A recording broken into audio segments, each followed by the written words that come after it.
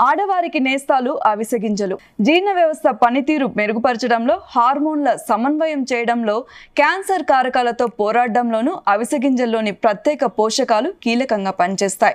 వీటిల్లోని పోషకాలకు రొమ్ము, అండాశయ క్యాన్సర్ కారకాలతో పోరాడే శక్తి ఉంటుంది.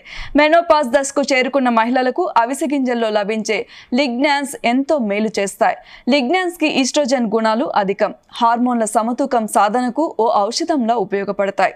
ఋతుక్రమం సవ్యంగా కొనసాగడంలో సాయపడతాయి.